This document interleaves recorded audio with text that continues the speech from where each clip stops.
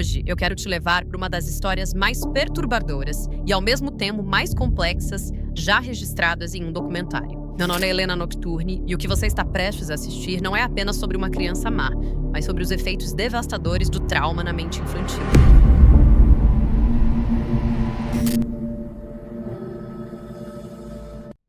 As pessoas têm medo de você, Beth? Beth Thomas tinha apenas 6 anos quando seus profundos olhos azuis chocaram a sociedade após a exibição deste documentário sobre sua vida na televisão. Fria e entediada, Beth relatou como tentou matar seu irmão mais novo, enquanto planejava matar os pais e por que havia roubado facas da cozinha. Apesar de sua curta vida, ela sofreu abusos brutais por parte de seu pai biológico. A menina foi diagnosticada com transtorno de apego reativo, uma condição em que crianças pequenas não conseguem estabelecer vínculos saudáveis com seus pais ou cuidadores devido a abusos extremos. Seus sinais de psicopatia haviam se desenvolvido como uma forma de autodefesa contra o mundo exterior. Beth Thomas foi adotada aos 19 meses de idade, junto com seu irmão Jonathan, por Tim e Julie, um casal americano conservador, casado há 12 anos, que não conseguia ter filhos biológicos. Embora Tim dissesse que não precisavam de filhos para se sentirem completos, decidiram se aventurar na adoção, para compartilhar essa completude. Julie parecia mais animada com a ideia de adotar e mencionou que era um sonho compartilhado por ambos. Finalmente, em 1984, eles foram informados sobre a disponibilidade para a adoção de Beth e Jonathan. Eles ficaram surpresos com a rapidez do processo e lhes disseram que as crianças eram normais e saudáveis, como se fossem crianças sem passado, como 2 livros em branco. Mais tarde, eles obtiveram informações sobre as condições de vida que as 2 crianças tinham antes da adoção e descobriram que elas viviam em um ambiente desprezível. Ambos tinham sinais de maus tratos e abandono. Suas condições de saúde e higiene eram ruins.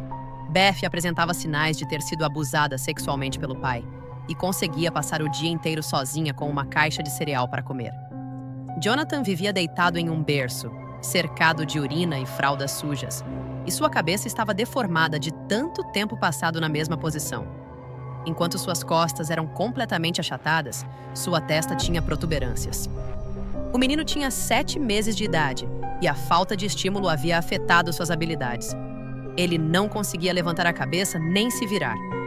Após pouco tempo, perceberam que Beth começou a apresentar comportamentos agressivos e sexuais que foram aumentando gradualmente, principalmente direcionados ao irmão, mas também aos pais adotivos e aos animais domésticos, através de tapas, chutes, uso de alfinetes para espetá-los, beliscões nos genitais do irmão, masturbação genital autolesiva em locais públicos e confissões sobre querer matar Jonathan, Tim e Julie. Diante das dificuldades, levaram Beth ao Dr. Ken Majid, psicólogo clínico especializado em atender crianças que vivenciaram situações delicadas. Foi lá que realizaram esta entrevista com Beth, apresentada no vídeo quando ela tinha 6 anos e meio. Quem tem medo de você, Beth? John. Seu irmão?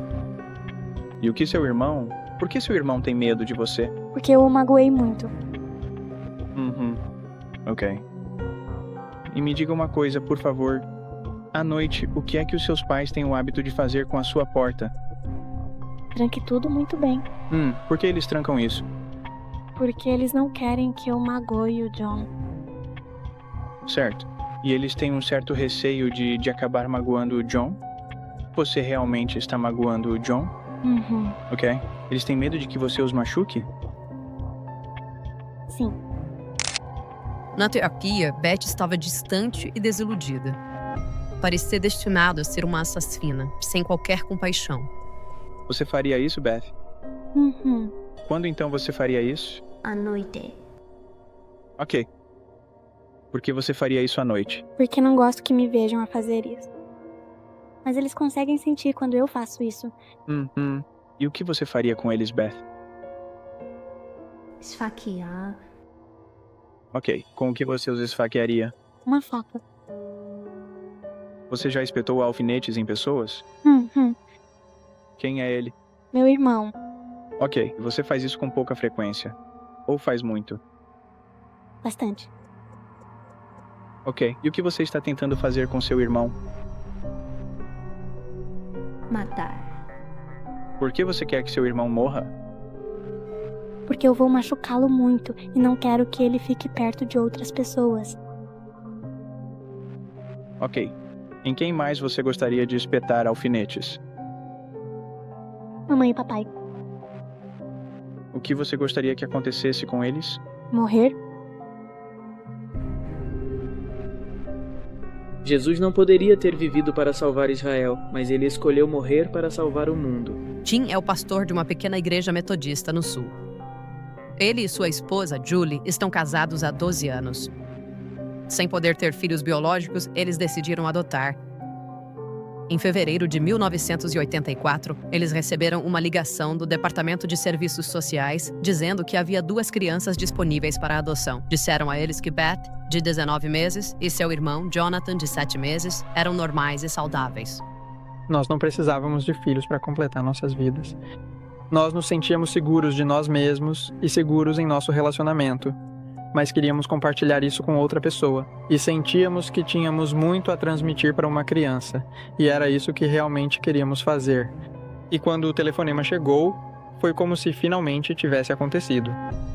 Parecia um milagre e aconteceu tão rápido. Tínhamos ouvido falar de casais que precisaram esperar 5, 10 anos por uma criança e ali estávamos nós com 2 crianças pequenas. Foi como a realização de um sonho. O sonho deles se tornou um pesadelo quando perceberam que Beth e Jonathan tinham graves problemas emocionais. Beth e seu irmão Eric eram de uma família disfuncional. O pai era alcoólatra e a mãe foi negligente na infância e faleceu 1 ano e meio depois que Eric nasceu. Tinham uma irmã mais velha, mas ela quase nunca estava em casa, pois era stripper. O pai abusou de Beth do nascimento aos 3 anos, quando o serviço social assumiu a guarda. Ficamos com as crianças, Beth e seu irmão mais novo, John, provavelmente por alguns meses, até começarmos a descobrir algo sobre o passado e a história deles. E quando soubemos, algumas coisas começaram a fazer sentido em relação ao comportamento dela e ao comportamento de John. Por diversas fontes, descobrimos que eles não tinham alimentos suficientes para se sustentar. Talvez até mesmo a Beth passasse o dia inteiro, talvez só com uma caixa de cereal Kik. O próprio John foi encontrado em um berço, com várias manchas de urina por todo o berço, uma fralda suja e algumas mamadeiras aos seus pés. Essas mamadeiras tinham leite talhado e a parte de trás da cabeça dele estava completamente achatada. A frente da cabeça era protuberante e aos 7 meses ele não conseguia erguer a cabeça nem rolar. Ele simplesmente não tinha nenhum estímulo. E achamos que talvez isso tenha acontecido com a Beth. E, na verdade, não demorou muito tempo até que ela começasse a mostrar alguns sinais claros de talvez até mesmo algum tipo de abuso físico ou emocional. Houve um pesadelo terrível que ela teve. E o pesadelo era sobre um homem que caía sobre ela e acabava machucando ela gravemente com uma parte específica do seu próprio corpo. Me conte sobre seu pai biológico. Como era esse pesadelo? Quando ele tocou minha Ok. e então sangrou. Doía intensamente. E então começou a sangrar. E não seria eu na maioria das vezes. Ele me batia. E não seria muito legal, você acha? Quantos anos você tinha? Deixe-me ver bem. E no seu pesadelo, o que acontece? Fique com muito medo. Onde você está no pesadelo? O que acontece no sonho? Estou em casa, no andar de cima. E depois o que acontece, Beth? Quando ele subir as escadas e... Isso realmente machuca pra valer. Como você se sente quando fala sobre isso? Assustada. Onde está seu pai biológico? E o que ele está fazendo? Ele está bem ali e ali está a mão dele. A mão dele está bem ali, Onde? bem ali. Você não consegue ver direito porque é verde. O que está tocando? Minhas vaginas. E o que está fazendo seu pai biológico?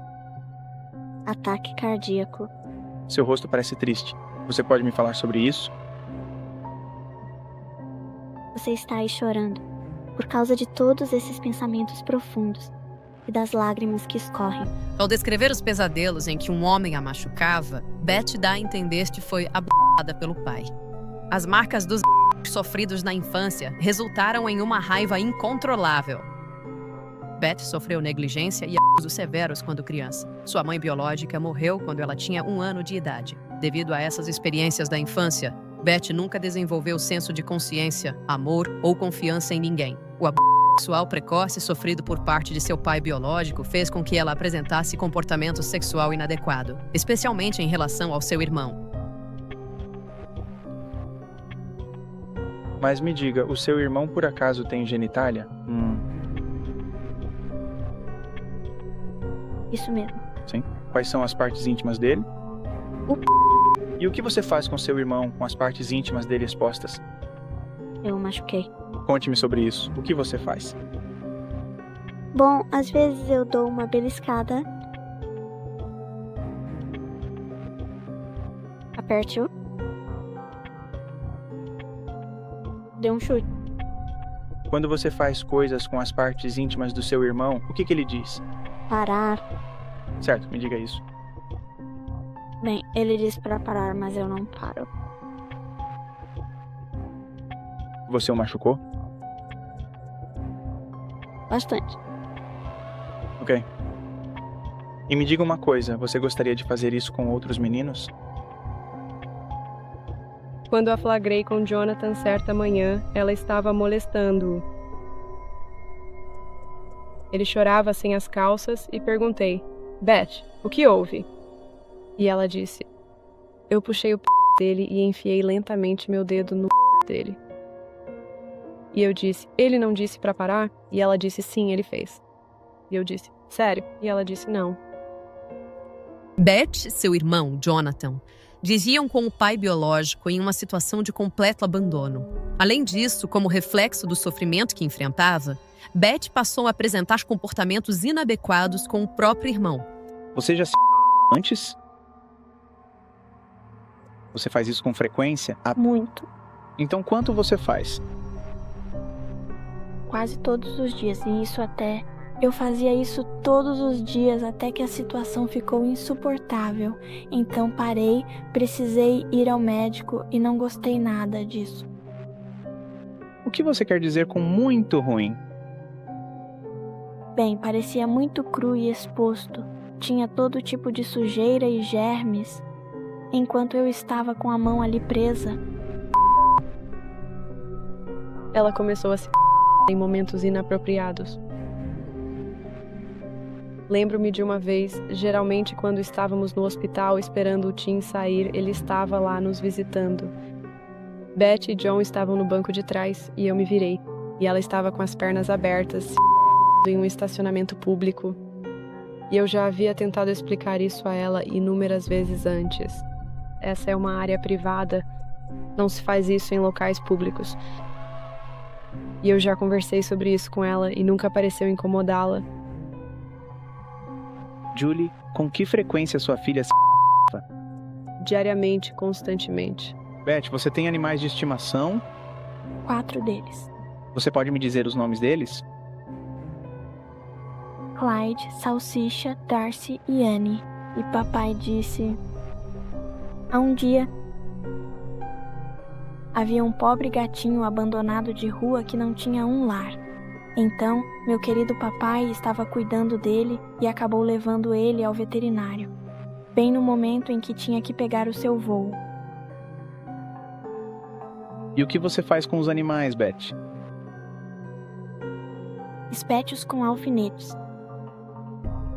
Você cola um pouquinho ou bastante? Bastante. O que você está tentando fazer com os animais, Pat? Matem-nos. O que acontece ao furá-los com os alfinetes? Bem, Annie chora. Ela é uma cadela.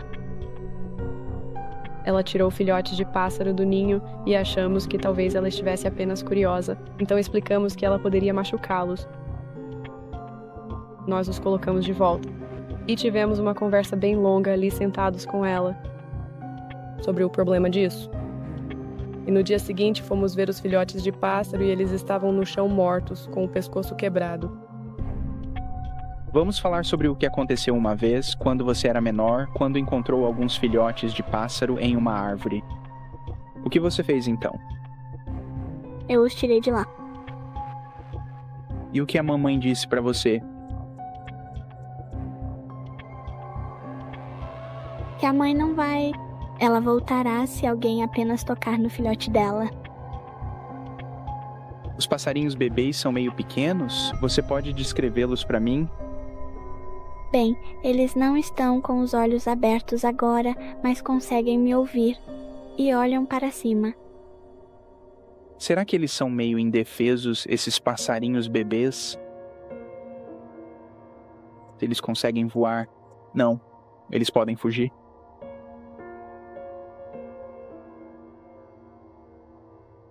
Sim. Eles podem? São fáceis ou difíceis de apanhar? Duro. Sim. Bem, é difícil de lembrar. O que você fez com os passarinhos? Eu as retirei da árvore. E o que você fez com elas? Bem ali, exatamente ao redor daquela árvore, também no final eu peguei e achei que estava morto e fui dizer, mamãe, será que esse passarinho está morto? E aí ela olhou para ele, chamou o papai bem depressa e disse, Tim, você pode vir aqui dar uma olhada?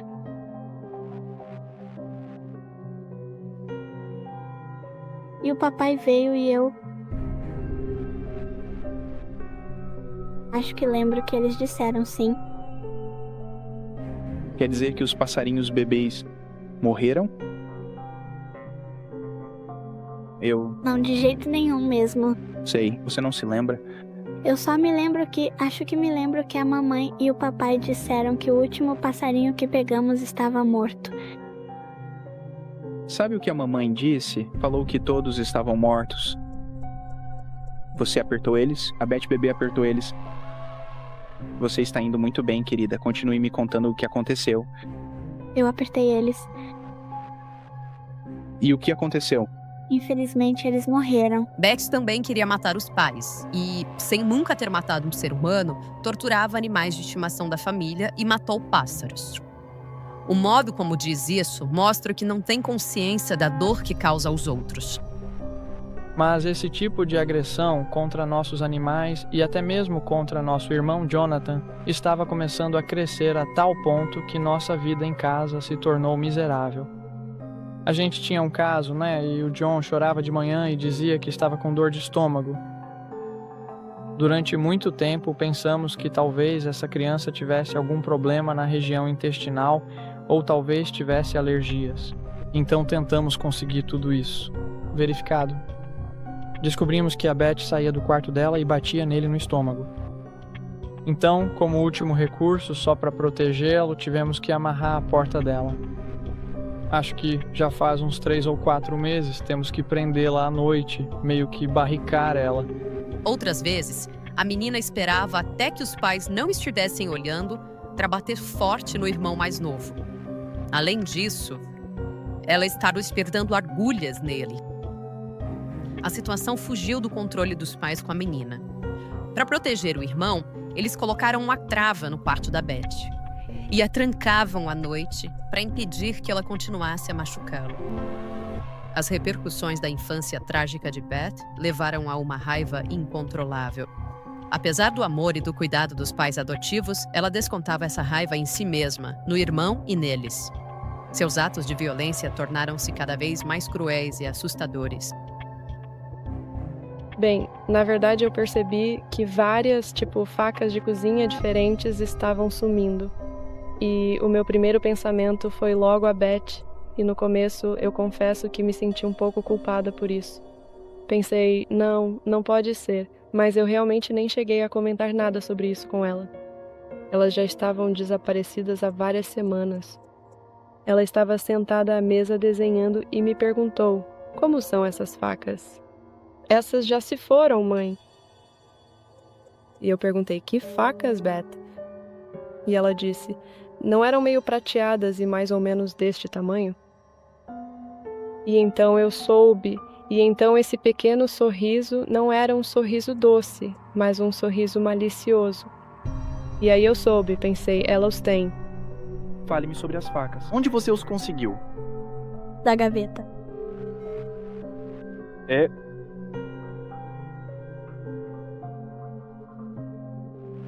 Você consegue se recordar de como foi isso?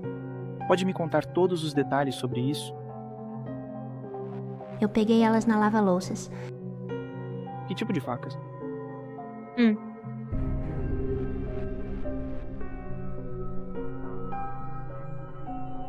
Facas grandes e afiadas.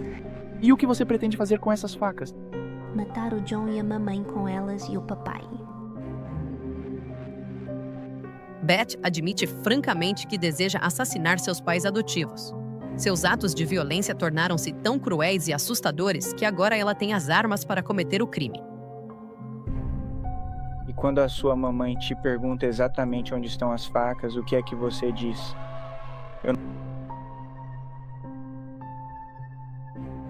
O que você achou que ela poderia fazer com as facas? Meu primeiro pensamento foi o Jonathan. Achamos isso porque, nessa época, ela já tentara matar o John várias vezes e admitiu abertamente. No porão, ela estava batendo a cabeça dele contra o chão de cimento. Eu ouvi os gritos dele, desci correndo e tive que literalmente tirar as mãos dela, e ela estava com um olhar selvagem. Você ficou com muita raiva dele. Você bateu a cabeça dele com muita força? Me conte sobre isso. Quantas vezes você fez isso? Bastante? Como era o chão? Já vi isso. E o que aconteceu com seu irmão? Conte-me sobre isso. A cabeça dele doía muito, mas o queixo, ele precisou levar pontos. Você poderia parar? Use suas palavras, Beth. Não. Ok. O que seu irmão estava fazendo enquanto você fazia isso? Brincando com os seus brinquedos favoritos. Ok. Ele estava te pedindo para parar enquanto você fazia isso? O que ele estava dizendo? Ele então disse, Beth, por favor, pare. E o que você fez? Não parou. Eu simplesmente continuei. O que você estava pensando quando fez isso? Pensando em matar eles. Como você parou? O que te fez parar? Foi bem na hora que eu ouvi o Peter atravessando a cozinha. Parei pensando que mamãe e papai estavam chegando. Ok. E a mamãe veio? O que ela fez? Ela me levou quieta para o meu quarto. Ok.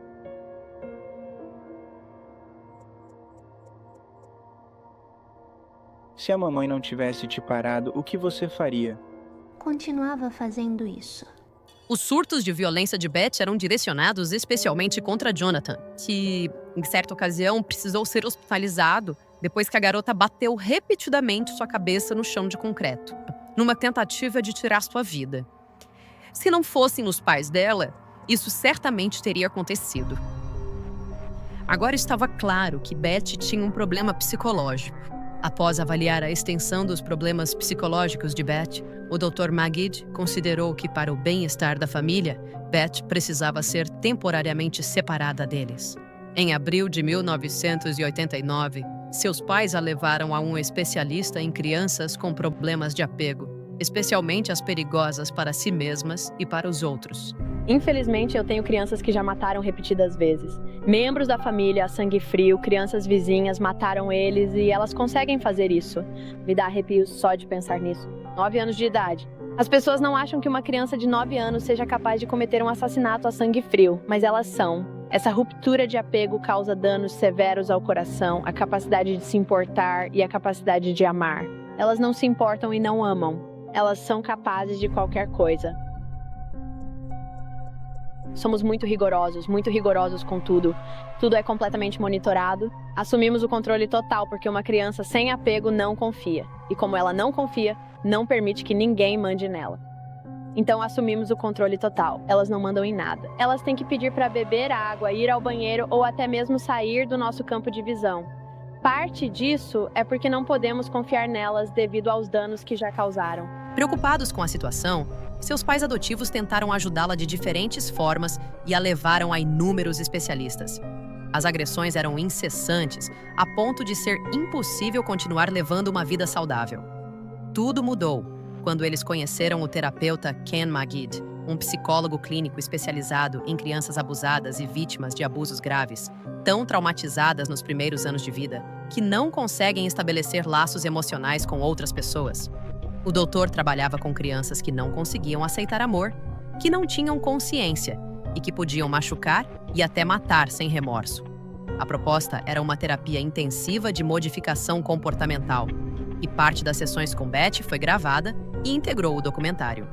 Após avaliar a gravidade dos problemas psicológicos de Beth, o especialista decidiu que o melhor seria separá-la do restante da família. Em abril de 1989, a menina foi levada para uma residência especializada para crianças com transtornos de apego, que representam perigo para si mesmas e para os outros. Lá, Beth convivia com menores que haviam cometido assassinatos a sangue frio. A terapia consistia em impor restrições extremas. Beth precisava pedir permissão para tudo, inclusive para beber água e ir ao banheiro. Parte do objetivo era reconstruir a autoestima de Beth, para que ela se percebesse como uma pessoa de valor. Beth, por favor, me escute. Você gostaria de fazer uma oração antes da refeição, por favor? Pai Celestial, obrigado por este bom dia e por todos que estão fazendo o bem. Em nome de Jesus. Eles acreditam que são maus, acreditam que são enviados do diabo, acreditam que não são pessoas de valor, e nós temos que mudar isso, temos que construir isso. De uma criança que não é nada, que se considera uma criança má, para uma criança que é valiosa e amorosa e que passa a se enxergar assim.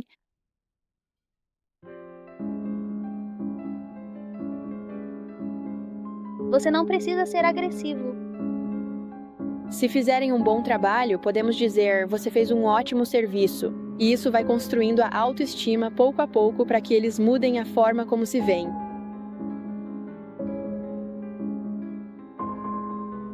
Após meses de tratamento nesse ambiente controlado, Beth progrediu e sua terapeuta decidiu afrouxar as restrições. Mais alguém quer mais? Eu estou vendo vocês. Beth continuou a apresentar sinais de melhora. Ela começou a desenvolver um senso de certo e errado. Ela parecia responder ao afeto. Ela frequentou a escola pública, fez amigos na igreja local e até cantou no coral. Adesivo? Talvez você pudesse, quem sabe, colocar um desses bem no seu nariz? O que você acha disso? Ao longo de todos esses muitos anos, você deixou muito claro para todos que o tempo da vinda de Cristo estava realmente próximo. Assim, por causa disso, as pessoas simplesmente não conseguiam enxergar com clareza quem o Messias deveria ser de fato. Então, as suas palavras continham um plano divino, e você simplesmente o apresentou a eles de forma direta. Será que esse homem é realmente o profeta Elias? Sim, é uma barba. Ele tem barba. Ali está o nariz dele e aquilo é a barba de Elias? Então a barba dele está meio que esvoaçando ao vento e tudo mais. Elias foi levado ao céu na carruagem de fogo. Bem, é aí que esse é Eliseu. Esse é o outro profeta que ficou no lugar de Elias. E ali está Elias, sabe? E ele aprendeu sobre as ovelhas, e o Senhor é meu pastor fiel. 3 de março, você acabou de receber isso ontem. Obrigado. Obrigada.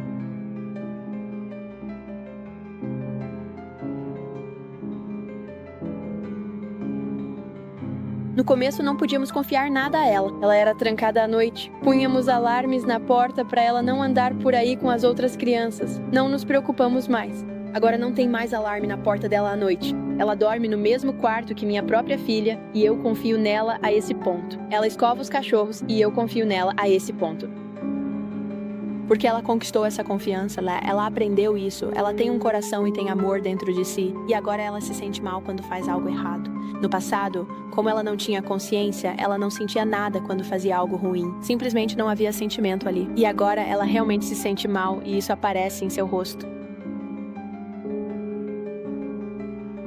Eu acredito que a Beth pode conseguir. Ela tem uma mente brilhante e um bom coração, o que trouxe cura. Ela tem um conjunto de pais realmente incríveis. Eles são poderosos, são conhecedores, são motivados. Ela fez um ótimo trabalho com você, na terapia, com Kennel e comigo. Ela quer se curar, e esse é o principal ponto. E ela quer se curar porque tem uma família que realmente se importa com ela e ela quer estar com eles. A terapia com animais também a ajudou a desenvolver empatia em um ambiente controlado. Beth estava mostrando sinais de melhora e até começando a desenvolver uma diferenciação entre o bem e o mal. Em casa, ela também tinha que alimentar vários animais da fazenda e parecia responder ao afeto. Ela ria e interagia com outros seres vivos e até abraçou sua terapeuta. Gradualmente, Beth começou a ter mais contato com outras crianças. Foi enviada para a escola, fez amizades na igreja e começou a participar de um coral. Com menos de um ano de terapia, a atitude de Beth mudou radicalmente. Você tem ideia de onde veio exatamente toda essa raiva? Foi exatamente aí que o meu pai biológico me machucou. Eu tinha tudo isso dentro de mim e me lembrei quando comecei a fazer. E o que foi que aconteceu? Quando o dispositivo estava lá dentro? Isso realmente me deu uma vontade muito grande de machucar as pessoas. E a quem você magoou? Meu irmão, minha mãe, meu pai e também os nossos animais. E animais? A quem isso magoou mais? Meu irmão. A quem isso prejudicou? Maioria, meu. Por que você não me diz isso? Isso me magoou profundamente. Diga-me, qual foi o aspecto que te magoou mais profundamente? Porque quando eu magoo outras pessoas... Meses após Beth admitir que desejava matar o irmão e os pais, a mudança era impressionante. A menina expressou arrependimento por como tratou o irmão. Ela deixou de se automutilar e lamentou ter magoado outras pessoas. Depois de passar pela residência, Beth começou a sentir empatia e se arrependeu de ter magoado as pessoas que amava. Como você se sente agora, Beth?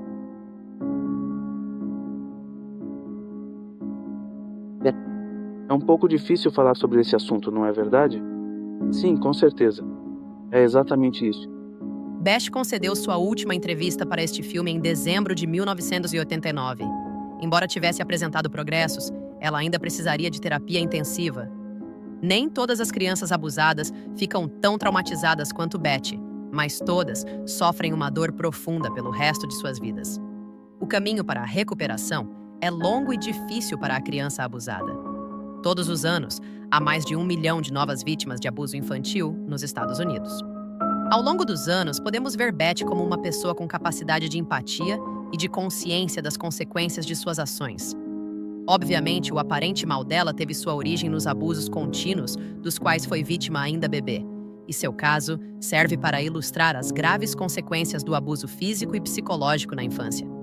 Atualmente, Beth leva uma vida normal e trabalha como enfermeira. Seus méritos profissionais lhe renderam diversos prêmios. Este caso nos leva às seguintes conclusões: a importância de uma boa criação, especialmente em períodos críticos da infância, mas também nos mostra a eficácia, ao menos neste caso, da terapia psicológica, mesmo em situações de extrema gravidade e que podem parecer irreconciliáveis. Essa recuperação psicológica total da pequena Beth pôde ser alcançada ao conscientizar a criança sobre suas ações para restaurar sua autoestima e construir hábitos e comportamentos sociais. Funcionalmente, por exemplo, conseguindo aceitar certos padrões e aprender a gerenciar, canalizar e entender a razão de sua raiva.